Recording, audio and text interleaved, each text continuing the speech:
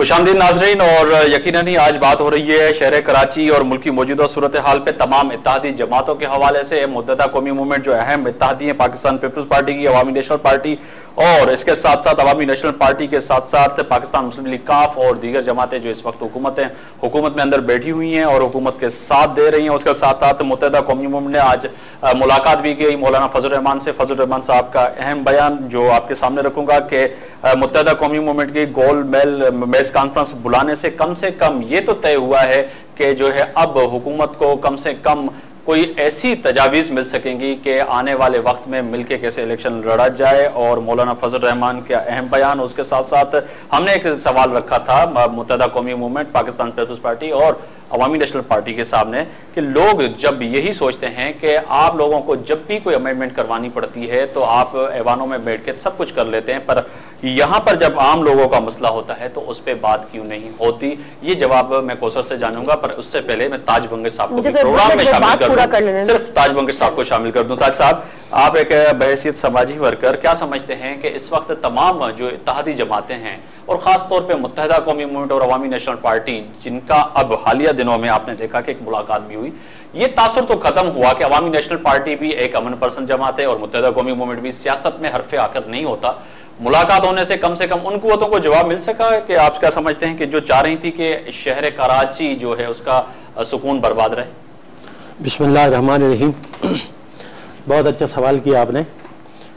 ये बहुत खुश आइंद है कि आल पार्टी मेज कॉन्फ्रेंस के लिए, APC के लिए ये शुरुआत मेरा ख्याल है, बल्कि यकीनन कि ये MQM के कैद जनाब अल्ताफ़ हुसैन साहब ने ये दावत दी और तमाम सियासी पार्टियों के दफ्तरों में गए और उनके जो रहनुमा है, उनके जो लीडर है, उन सब से राब्ते किए।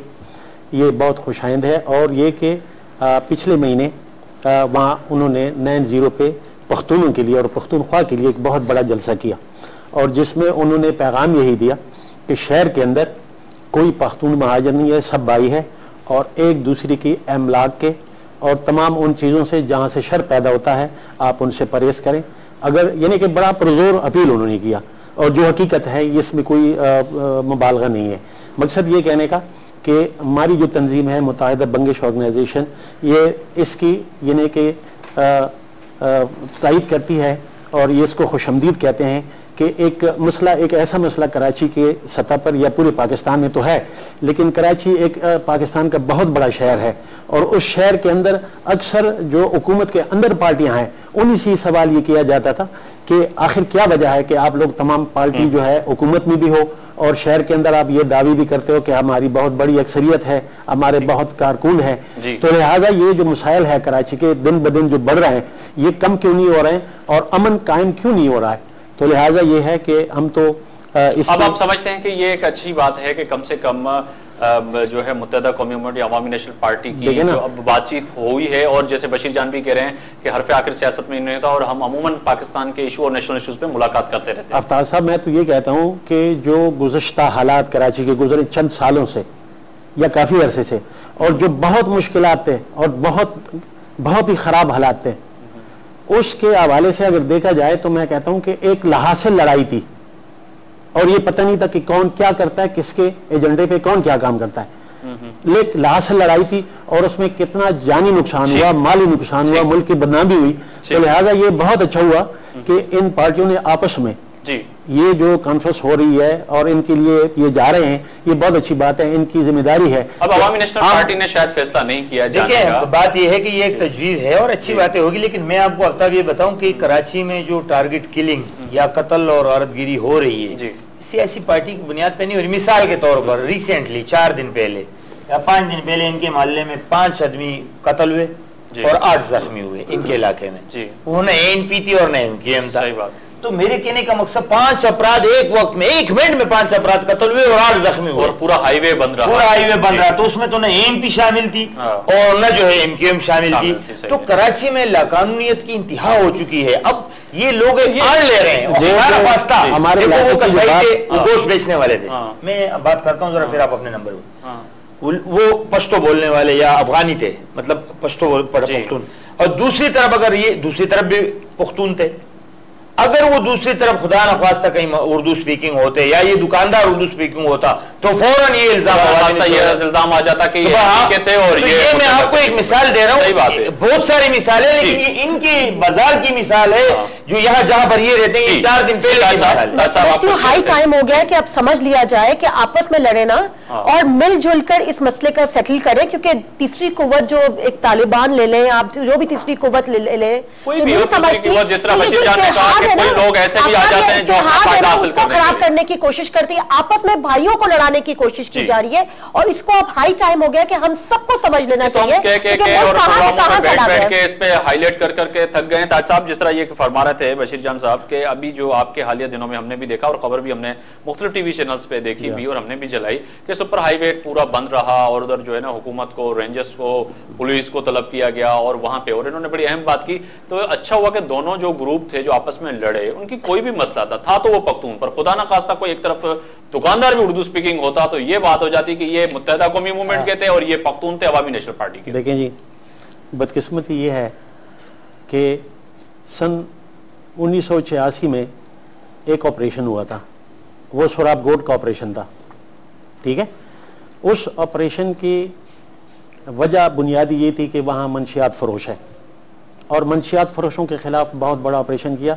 उस वक्त जो ऑपरेशन हुआ, अभी तो मंशियात फरोश नहीं है वहां पे, नहीं है, क्यों नहीं है? अच्छा है। अच्छा, बात यह है कि उस वक्त से लेके आज तक एक मैं तमाम हुक्मरानों से और तमाम वतन पसंद, हकीकत पसंद कुव्वतों से, पाकिस्तानी पसंद कुव्वतों से ये अपील करता हूँ कि आया ये मामूली सी बात आप नहीं समझते कि सुपर हाईवे पूरे पाकिस्तान का रास्ता है, गेट वे है कि कराची से पाकिस्तान में आपने कहीं भी जाना है आपने सुपर हाईवे से गुजरना है, ठीक है। और ये एक कबीला है जो कि वहां पर आबाद है।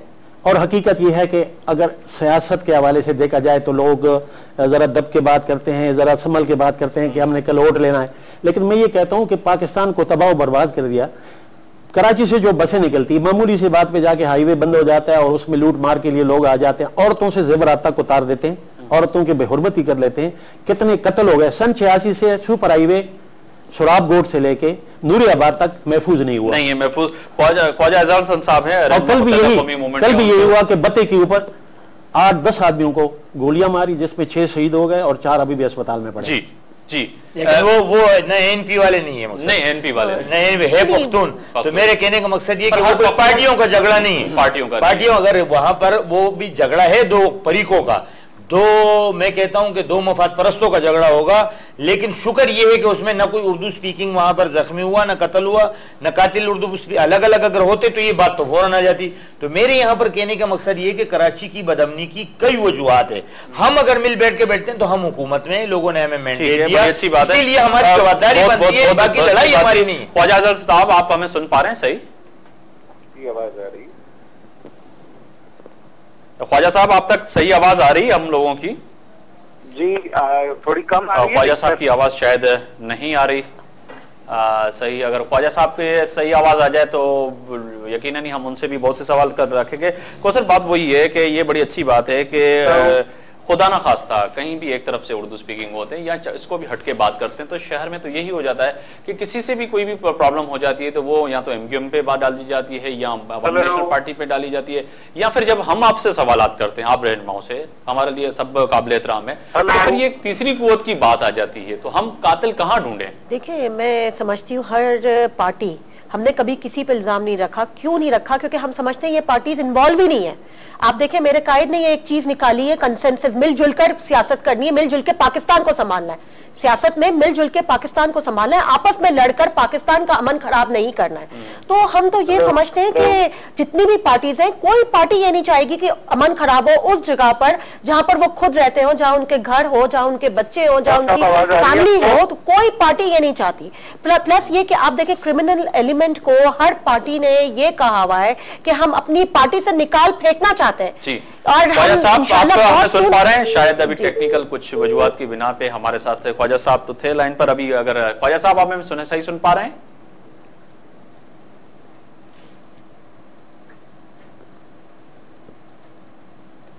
जी ख्वाजा साहब।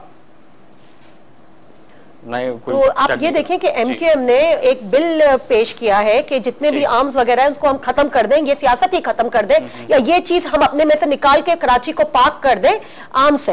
तो इंशाल्लाह बहुत जल्द हम इसके ऊपर भी आना चाह रहे हैं। हथियार की जरूरत ही नहीं है। जब हम हथियार को हटाएंगे यहाँ से तभी तो लोग कलम उठाएंगे, तभी तो लोग एजुकेटेड होंगे यहाँ पर, तभी तो मुल्क तरक्की करेगा, तभी तो हमारे लोग जो बाहर के लोग हैं जो डरते हैं इस वक्त हमारे कंट्री में आने से, आपके काम में आपके साथ है।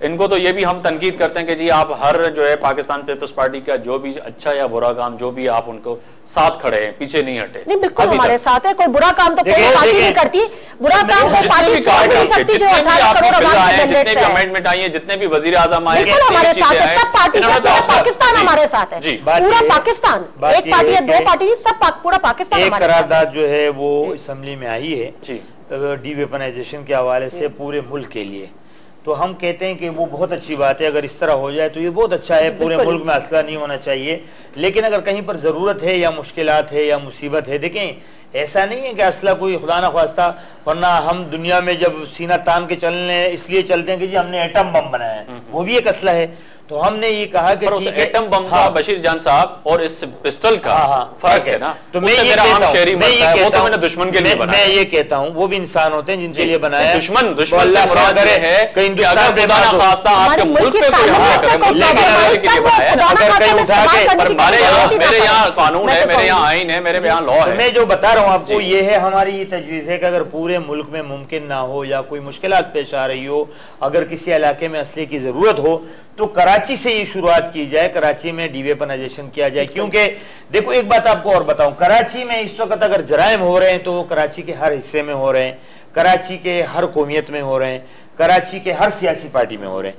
किसी मखसूस कौमियत को, किसी मखसूस जगह को, किसी मखसूस सियासी लोगों को इसका निशाना बनाना या इसका जिम्मेदार ठहराना मेरे ख्याल में ये जायज़ बात नहीं। हम ये मुतालबा करते हैं, मिसाल के तौर पर जिस तरह लोग कहते हैं सोराबकोट में बहुत अच्छे लोग भी रहते हैं, बहुत शरीफ लोग भी रहते हैं, गलत भी रहते होंगे।